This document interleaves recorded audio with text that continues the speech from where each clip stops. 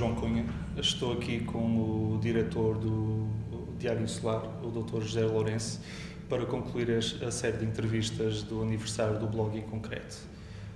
Doutor, o conceito de jornalismo nos seus longos anos de experiência alterou-se e mudou-se com o tempo? Primeiro que tudo, obrigado pelo vosso convite, cumprimento toda a equipa. Sim, mudou, com certeza. Eu já levo 20 e muitos anos de jornalismo e, de facto, tenho assistido ao longo dessas mais de 2 décadas algumas transformações. E falamos em concreto da imprensa regional, do Diário Insular em concreto. Eu sou do tempo, e vamos situar isto no tempo antes do sismo de 80, em que os jornais se faziam meia dúzia de amigos que no fim do dia se juntavam numa redação e resolviam comentar, porque era muito opinativo nesse tempo o jornalismo, resolviam comentar os acontecimentos mais importantes do dia. Portanto, não havia propriamente jornalistas profissionais, nem sequer havia uma carreira de jornalismo, nem havia cursos universitários que se dedicassem a essa área profissional. Portanto, era tudo feito um pouco sobre o joelho. De facto, muito mudou desde esse tempo até agora. Hoje as redações, de uma maneira geral, todos os órgãos de comunicação social, mesmo também os dos Açores, estão repletos de gente formada, de gente com cursos superiores. O caso do Diário Insular é um desses casos. Restam apenas dessa antiga guarda de gente que se formava nas próprias redações, era o saber feito de experiência. Eu, neste momento, no jornal, tenho apenas 2 elementos da minha redação, o resto são tudo pessoas licenciadas.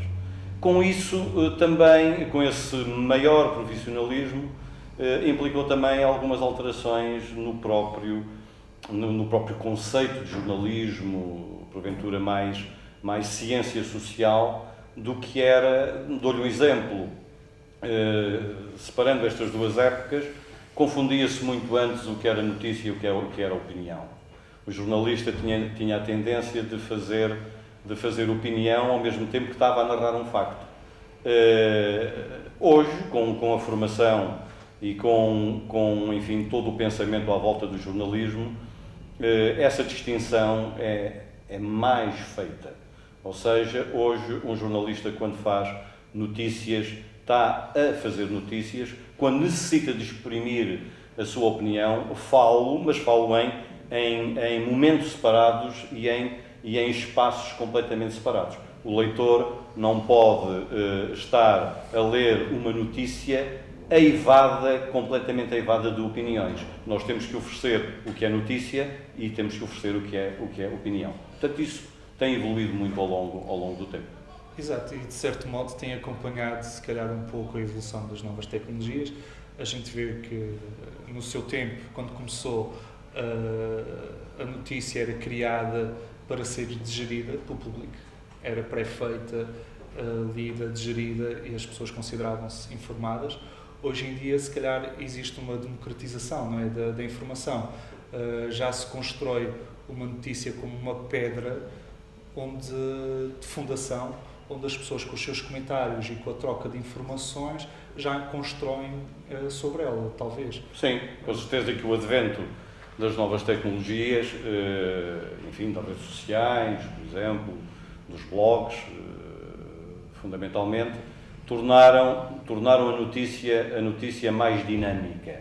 Ou seja, concordo consigo quando diz que a notícia deixou de ser uma narrativa fechada para passar a ser uma narrativa aberta, na medida em que o destinatário, porque é mais imediato, não é? É uma questão de ser mais imediato. Enquanto o jornal é fabricado durante um dia para ser oferecido no dia seguinte, as novas tecnologias estão a permitir, sobretudo as redes da internet, estão a permitir que a notícia seja constantemente atualizada. Ou seja, que uma vez lançada possa ser comentada e, ao ser comentada, possa ser acrescentada, possa possa crescer em elementos, em pormenores.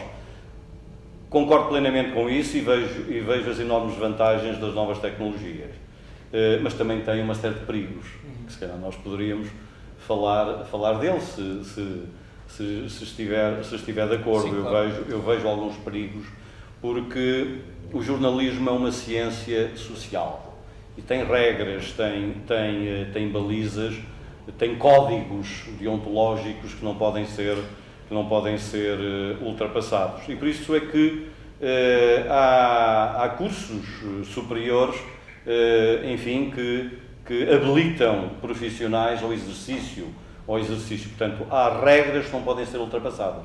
Quais são os perigos que eu vejo nas redes sociais, nos blogs? É que, dada a imediatez, a velocidade com que qualquer um possa acrescentar o que quer que seja à notícia, possa induzir o leitor com elementos não corretos, com elementos falsos, e que possa fazer perseguir e diluir a notícia de algo que seria, com certeza, um facto concreto e verificado para algo que não o é. Portanto, são esses perigos que, se calhar, também a evolução das próprias tecnologias vai permitir que no futuro também se filtre, porque filtrar no bom sentido da palavra. Filtrar não é impedir que o outro se manifeste, que o outro acrescente o que quer que seja a notícia, mas que haja a segurança de que aquilo que é acrescentado é correto do ponto de vista factual e não é... nós sentimos isto no próprio jornal, com a edição online e as notícias a poderem ser comentadas, por vezes temos necessidade de chamar a atenção do comentador para o conjunto de erros e às vezes de apreciações, até porventura menos corretas, que estão a acrescentar a uma determinada notícia. E não teme essa fiscalização, entre aspas, do leitor? Ou seja, anteriormente a notícia era tida como verdadeira, ou seja, os fatos eram comprovados pelo jornalista, mas sem qualquer garantia pelo público, não é? Pelo leitor, que esses fatos eram verdadeiramente verdadeiros, não é? Para não dizer aqui mais nenhuma estupidez nesse aspecto, um pleonasmo. Mas atualmente as vossas notícias são digeridas, são confirmadas, imagine-se, na Wikipédia ou noutra fonte noticiosa online que é tida como verdadeira, não é?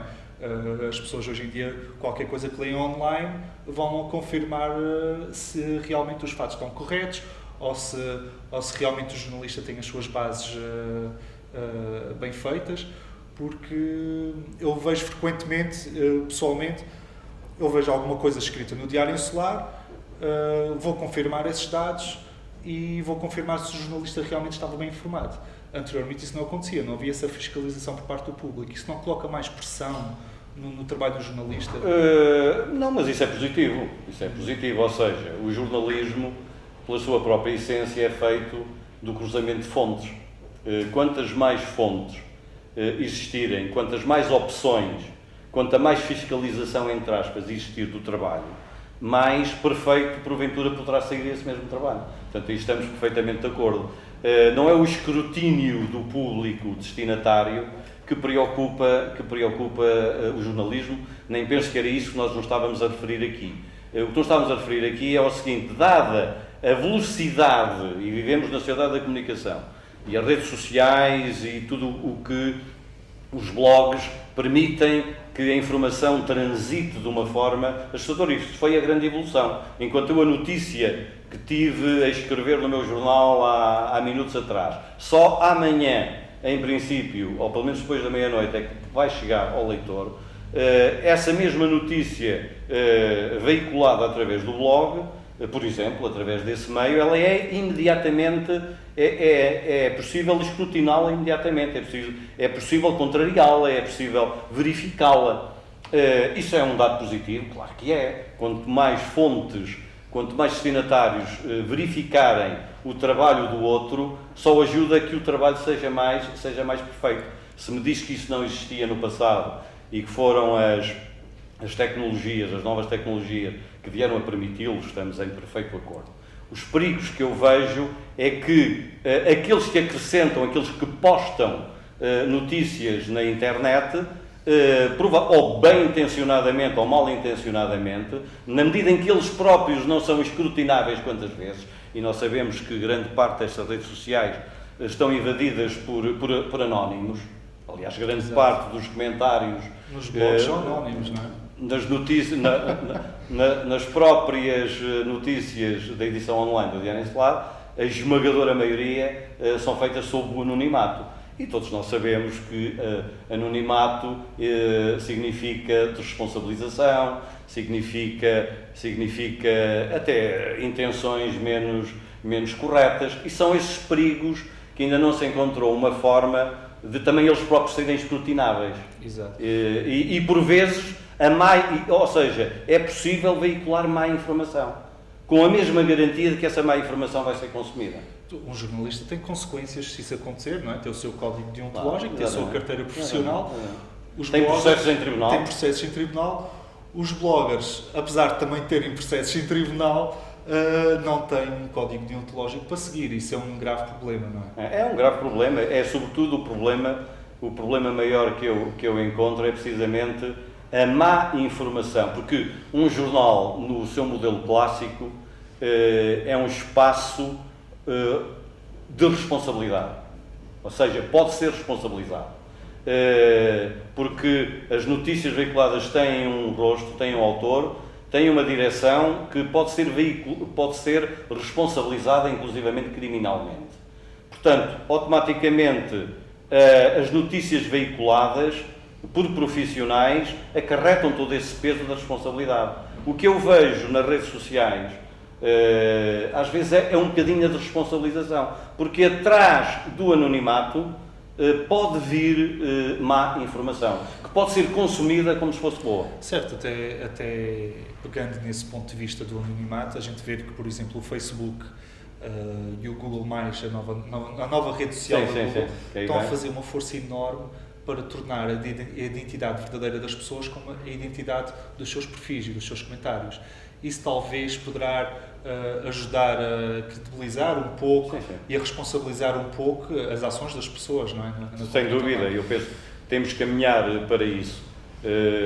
Nos jornais, por exemplo, acontece muitas vezes que as fontes que nos veiculam notícias, por razões que são perfeitamente compreensíveis, não querem ser identificadas, mas estão identificadas perante o jornal. Há opiniões, artigos de opinião juridicamente estão protegidos, que são publicadas e que são publicadas ou com nomes, outros que não são os nomes enfim, verdadeiros. Isso é perfeitamente normal, porque há uma identificação e uma corresponsabilização perante a direção do jornal. E ao jornal o que interessa, ou ao órgão de comunicação social em geral, o que lhe interessa é o veicular uma informação que seja credível. O autor dessa informação pode ser protegido, porque o jornal assume essa responsabilidade. Quando as redes sociais, os blogs, tiverem um estatuto editorial e um perfil desta natureza, e os contributos que vão sendo acrescentados às notícias que veiculam puderem ter um tratamento semelhante, eu penso que ganhamos todos com o tal escrutínio, sério. Sobretudo, a grande vantagem que eu vejo nas novas tecnologias para mim, não me interessa muito discutir se é jornalismo ou se não é jornalismo. Como sabe, isso hoje é uma discussão demasiado vaga, se os blogs, se aquilo é jornalismo ou se não é jornalismo. Enfim, hoje também o próprio conceito de jornalismo não é, está tão alterado que não vale a pena entrarmos por essa discussão, que seria uma discussão demasiado filosófica, mas são sobretudo espaços de cidadania. E isso é que é fundamental, ou seja, são espaços onde o cidadão pode enfim, emitir a sua opinião, pode emitir o seu comentário, pode expressar, enfim, aquilo que sente e ler aquilo que os outros sentem, e assim se ajuda a formar e a exercer a cidadania. Doutor José, foi um prazer ter aqui a fechar esse ciclo de entrevistas do aniversário do Blog em Concreto. Nós iremos voltar ao ciclo normal de entrevistas do Conversas em Concreto brevemente, com uma entrevista ao Bispo da Diocese de Angra. Foi um prazer. Muito bem. Obrigado. Cumprimentos também a equipe.